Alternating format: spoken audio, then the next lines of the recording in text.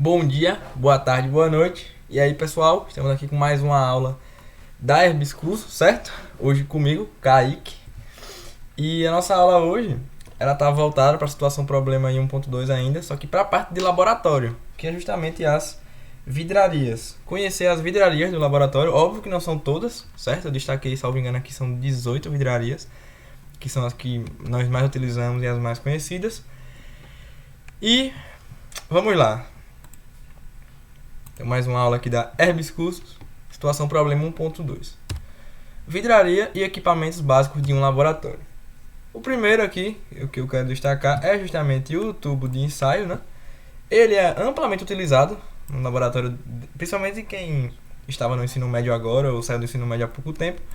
O laboratório de ensino médio utiliza o tempo inteiro o tubo de ensaio. São utilizados para armazenar, misturar e coletar amostras, uma vez que suportam temperaturas quentes ou frias. Também podem ser utilizados para manipular e analisar líquidos em ebulição. Então, tubo de ensaio, né? Muito conhecido. São justamente esses carinhas que nós geralmente despejamos algum líquido aqui dentro. Pode ser sangue, por exemplo. E aí nós fazemos essa análise, mistura e etc. Então, esse é o tubo de ensaio. Realmente é bem simples, apenas conhecê-lo. O becker é de ser um recipiente para químicos líquidos, que pode auxiliar os trabalhadores de laboratório a misturar esses elementos. Ele contém medições que auxiliam a ver a quantidade correta de um produto que deve ser colocado em um recipiente. Então, qual é a ideia dele? Ele tem uma medição específica. Então, quando é que eu vou utilizar um becker? Quando eu quiser garantir que o meu volume utilizado será aquele ali. Vocês podem perceber aqui que o de 100 ml tem, né, 20, 40, 60, 80, 100 aproximadamente. E isso se aplica a todos. Ou seja, existe certa precisão no becker. Aí eu quero fazer uma mistura, coloco aqui alguma coisa, sei lá, 40 ml, Kaique, 40 ml. Aí vou e despejo no outro. Eu tenho certeza que eu despejei quanto? 40 ml, certo? Aqui nós temos o exemplo deles preenchidos. E essa é a utilização do becker. Você vê que, em relação à aplicabilidade desse assunto em si, não é muito específica. Apenas se em algum momento, em alguma prova, por exemplo, aparecer, aí é interessante que saibamos quais são as vidrarias. O Erlenmeyer, famosíssimo, são utilizados para realização de soluções, cultivo de micro-organismos e tecidos, além de serem amplamente úteis em titulações, que digamos assim na linguagem seria mistura, né? Vou misturar uma coisa em outra, para determinar a quantidade específica de um componente em solução. A vantagem do Erlenmeyer é que por esse formato dele ser assim, nós podemos fazer um movimento de mistura, né? Eu posso pegar o Erlenmeyer aqui, por exemplo, e balançar ele desse jeito, porque ele não vai derramar, visto que ele possui esse pescoço que permite esse movimento. Ele é comum para titulações. O que é titulações? Normalmente, titulação ocorre com ácido básico. Eu vou jogar um ácido aqui dentro, vou jogar uma base aqui dentro, e vou ver qual é a concentração desse ácido, dessa base, que vai ocorrer, por exemplo, a neutralização. Esse é um exemplo de uso de Erlenmeyer. Óbvio que existem milhares de outros. Mas saber o que é Erlenmeyer é sim de suma importância. Balão de fundo chato, né? O nome já nos diz como é o fundo dele, né? O fundo dele é plano.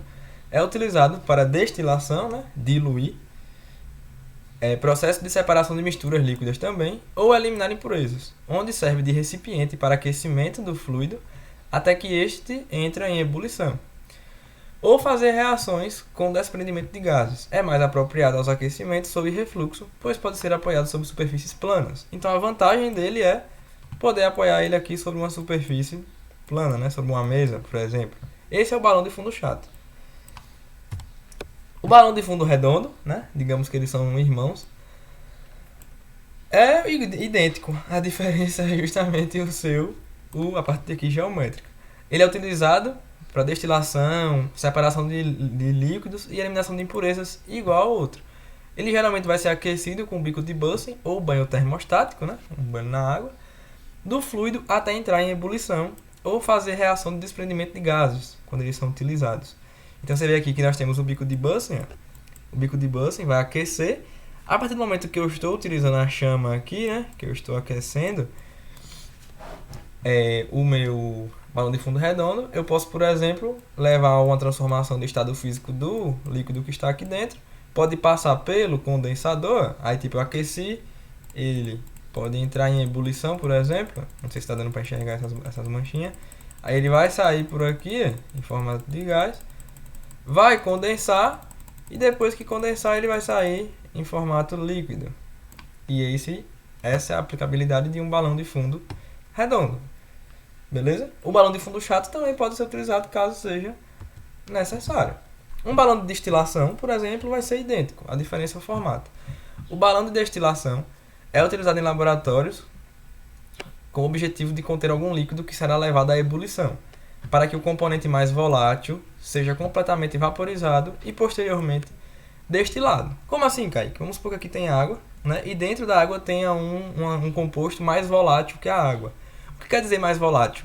Digamos que mais frágil. Ele acaba se desprendendo mais fácil. Então eu vou lá, meu bico de Bunsen, né? Aqueci e ele se desprendeu de novo. Aí o balão de destilação, ele já tem esse bracinho.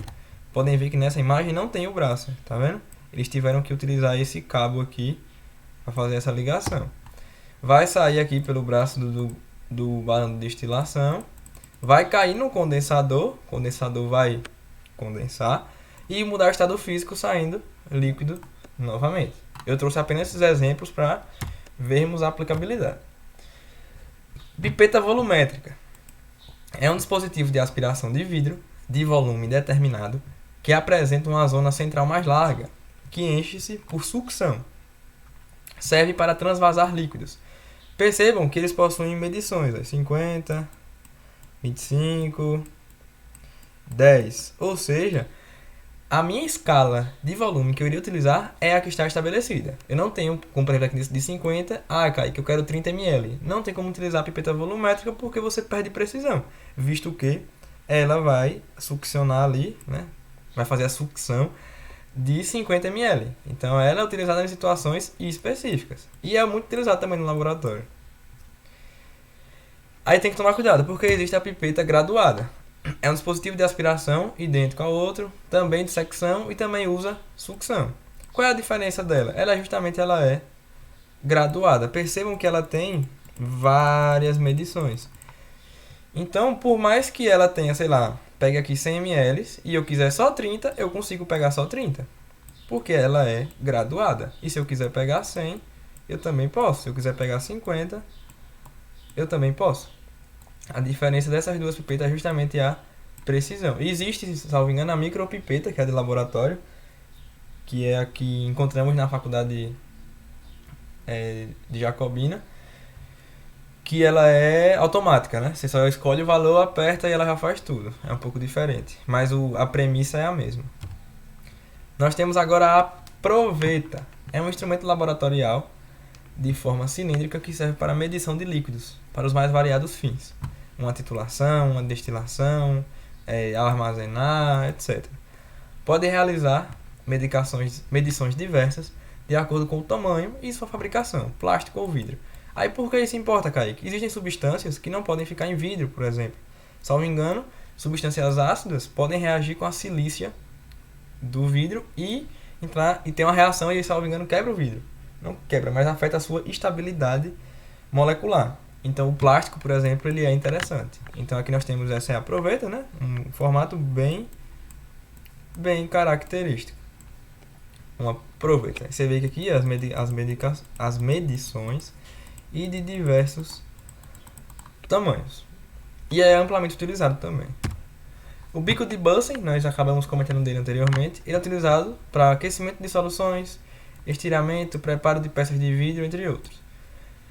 Preparo de peças de vidro, como assim, Kaique? Por exemplo, Pasteur, Louis Pasteur, ele pegou, na época dele, quando ele foi fazer o estudo, pegou o vidro, aí ele aqueceu essa parte do vidro e conseguiu modular esse vidro para ele mudar a sua estrutura. Então, podemos utilizar o bico de Bunsen para fazer isso, né? Aqui vai ter o líquido libera o gás, aperta, vai ter a chama oxidante e a chama redutora, que servem justamente para isso. No laboratório lá da nossa faculdade, Quando você vai para o segundo laboratório, que é próximo da sala de morfo, tem vários desses lá no mármore.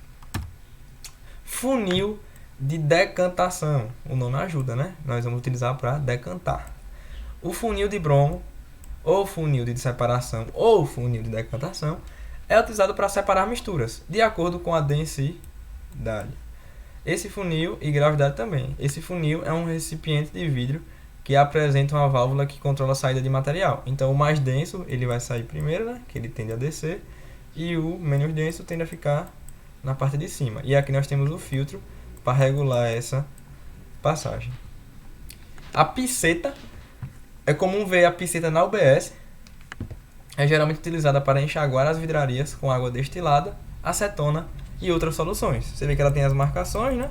É bem comum na UBS ter ela com soro fisiológico, e aí vai limpar uma ferida, etc. Aí a pessoa que aperta, né? Aqui é a mão da pessoa.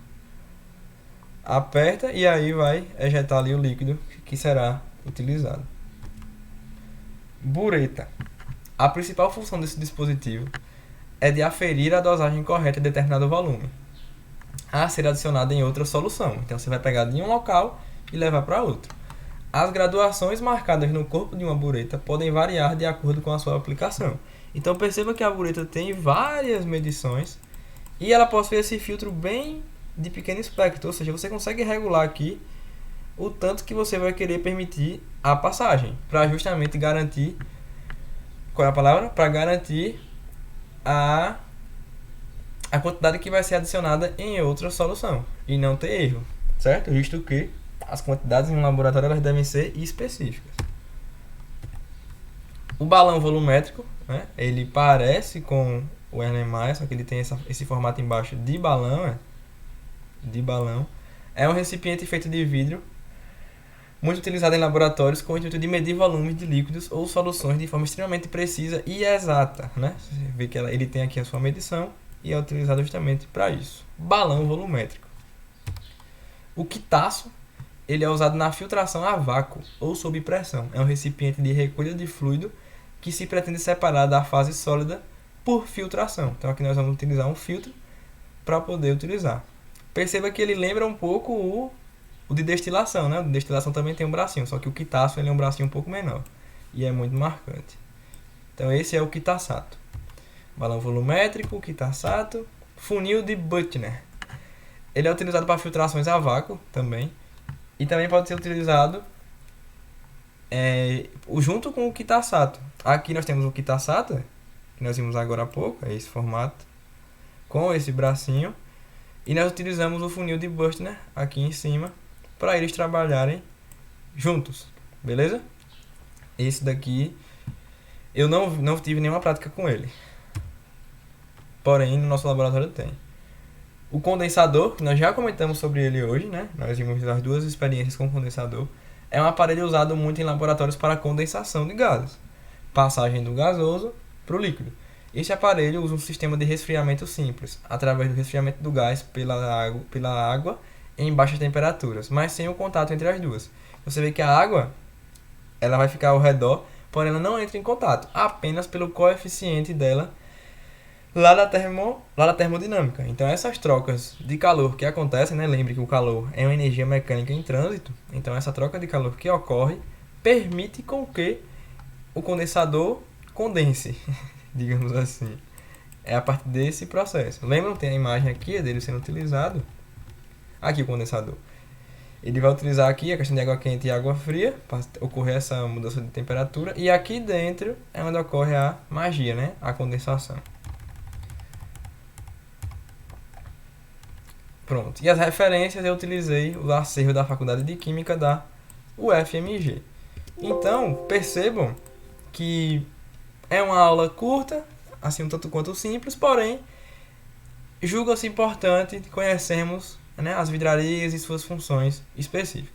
Certo? Então, no mais é isso. Espero que tenham gostado e até a próxima.